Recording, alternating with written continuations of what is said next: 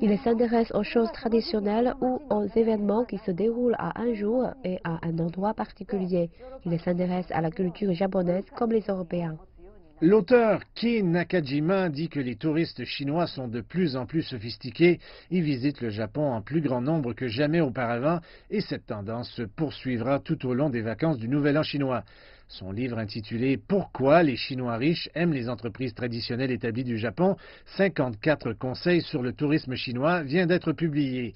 Et bien que tous les visiteurs chinois au Japon ne soient pas riches en tant que groupe, leurs dépenses moyennes de voyage ont dépassé celles de toutes les autres nationalités, selon l'agence gouvernementale japonaise du tourisme. Mais maintenant, l'objet de leurs dépenses a changé. Les Chinois ont souvenu à vouloir faire des choses et à avoir des expériences, pas seulement faire du shopping. Ils veulent faire ou réaliser quelque chose de spécial qui n'est disponible qu'au Japon, par exemple la cérémonie du thé ou un arrangement de fleurs. Les touristes chinois et les autres visiteurs des sites très fréquentés du Japon trouvent souvent qu'ils ont besoin de faire une pause. Et maintenant, certains se tournent vers des alternatives plus calmes.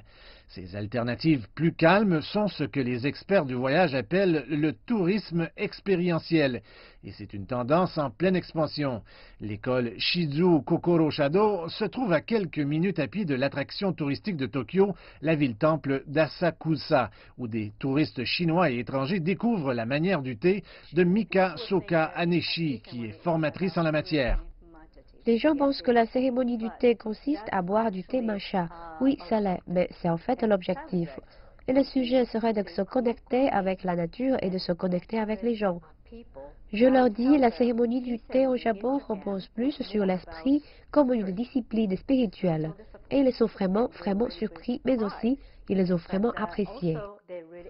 Lors de notre passage, la famille Wang a participé à un cours du rituel du thé Chado.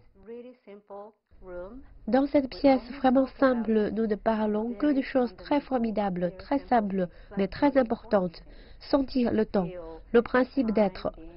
La pleine conscience n'est pas quelque chose que vous recevez, c'est quelque chose que vous cherchez par vous-même. Et qu'est-ce que les élèves en ont pensé? Calme, et je peux penser lentement. Dans ma vie, je pense à beaucoup de choses, et maintenant, je ne pense qu'à mon thé.